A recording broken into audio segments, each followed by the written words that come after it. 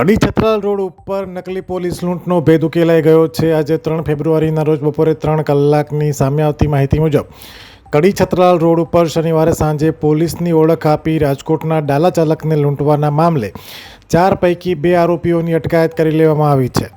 4 ઇસમોએ મળી ભંગારનું ડાલું ઉઠાવી ગયા હતા અને પોલીસ ફરિયાદ નોંધાઈ હતી। પોલીસે 25 જેટલી જગ્યાઓ ઉપર સીસીટીવી ખંગાળીને કડી પોલીસે 2 આરોપીઓને ઝડપી લીધા છે, જ્યારે 2 આરોપીઓ હાથવેતમાં જ આવી ગયા છે। તો આવો જોઈએ પોલીસે શું કહ્યું। જાન્યુઆરી 2026ના આશરે સાંજે 6:01 વાગે કડી પોલીસ સ્ટેશનના છત્રાલ રોડ ઉપરના ઇન્ડસ્ટ્રીયલ કમલા અમૃતની અંદરથી ફરિયાદીના શ્રી સુનિલભાઈ નટુભાઈ સોલંકીનું એલ્યુમિનિયમ સ્ક્રેપનું ભરેલું પિકઅપ ડાલું 4 અજાણ્યા વ્યક્તિઓમાંથી કોઈ એક વ્યક્તિએ પોલીસની ઓળખ આપી અને ધાક ધમકી આપી લૂંટ કરીને ભાગી ગયા છે એવી હકીકત કડી પોલીસ સ્ટેશનના પીએસડીને જાણ થતાં તાત્કાલિક સદર ગુનાની ગંભીરતાને ધ્યાન રાખી સ્થળ વિઝિટ કરી ફરિયાદી આપેલા આરોપીઓનું વર્ણન કરી એ આધારે ગુનાના કામે વપરાયેલ એક જ્યુપિટરનું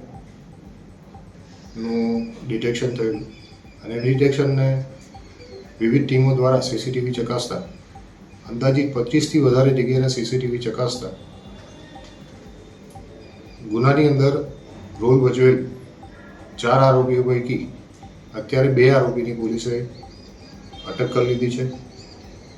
એની અંદર જે ચોરાયેલું લૂંટ થયેલું પિકઅપ ડાલું પણ પોલીસે રિકવર કરેલું છે।